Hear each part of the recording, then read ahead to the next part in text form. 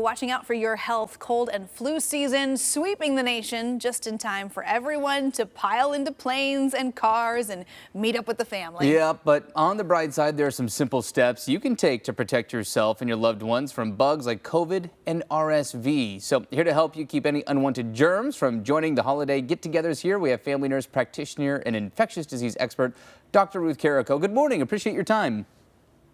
Good morning. Thanks a bunch. Well, it's great to have you here. I wish I would have spoken to you about 3 weeks ago because I went on vacation, was on a plane, came back, and I was sick. The best souvenir 100%, to bring home. 100%. With that said, what respiratory viruses should be on our radar as we head into that holiday travel season? Well, I think certainly the old one, influenza, flu, is one. Remembering COVID-19 is not gone, but we also have a new player, I think new to many of us, and that is RSV, or respiratory syncytial virus. These are all diseases of breathing, and just as you mentioned, it can take us by surprise when we least expect it. Yeah, and these are things that can be really harmful to the elderly, to very young infants, Sure. Which, you know, when we're getting everybody together this time of year, you can see those big family gatherings. It can be kind of risky. So how can people protect themselves as they visit with family and friends this season? You are exactly right. And really, it all starts with developing a plan of action. So working with your healthcare provider who knows you, your underlying health conditions, and then you bring information such as, what am I going to be doing? How am I traveling? Who am I going to be meeting with? And they can help develop a plan. So, for example, let's look at the individuals at 65 and older, our older adults.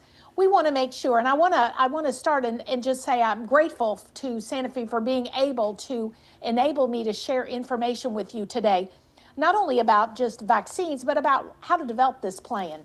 So what about our 65 and older? Well, these are individuals, as we age, our immune system begins to falter. So we have vaccines that are very specific for those types of health issues, things such as our higher dose flu vaccine. We also have mRNA and non-mRNA COVID vaccines, and then we have an RSV vaccine for adults. But now what about those young ones? When we have those family get-togethers, we may have grandmother and grandfather. We may also have the new baby that's arriving. Our infants and our toddlers, they are developing their immune systems. So they need help from us. They need to be our help in protecting them. So we may be, for example, providing then our infants with an RSV immunization. This is an antibody that directly helps protect them.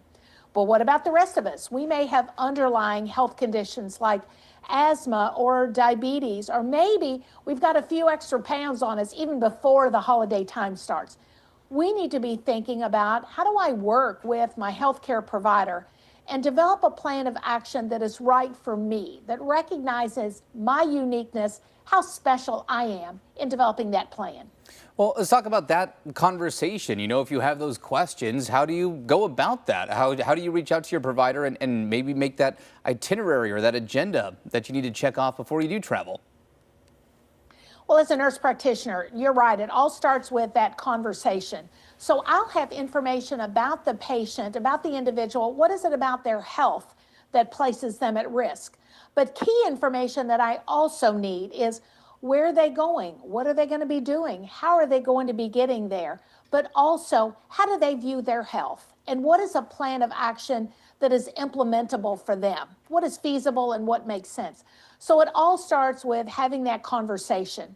And I need to recognize that every person is different and unique. I need to develop that plan of action with their input, because remember, they're the driver in this. They are guiding how that plan is implemented. And then I need to help remind them that it's never too late. Maybe they didn't have their flu vaccine yet. It's not too late to do that. So every visit with me as their healthcare provider is an opportunity, not only for those conversations, but help to guide them on where they can access vaccine. Maybe it's going to be at their local pharmacy. So talking with their pharmacist. So as you said, this is a collaborative conversation. This is one that is based upon the uniqueness of each of us as an individual and takes underlying medical conditions at the consideration. Well, Dr. Carrico, it's not too late, but we are running out of time if you want to get that full immunization boost before our holiday get-togethers, right? Why is this something that we need to be thinking about now, several weeks ahead of some of our travel? Well, it's because it takes us about a couple of weeks for immunity to occur after vaccine. It also helps us to give some time to think about what are we going to be doing and who are we going to be with, and that it is not something that we can sometimes develop at the last moment because of planning and preparation. So don't delay. Have those conversations now, and let's work together to have a great rest of 2025, but even better 2026. Wow, well, Thanks so great. much. Oh, so yeah, great tips, and it's been great to talk to you about it. Some good reminders as we Yeah, head we into the thick appreciate of the it. holiday season. Dr. Carrico, thank you so much for being here. And again, you can find these simple tips and much more, and again, all those things to stay healthy during the holiday season right now on KOIN.com.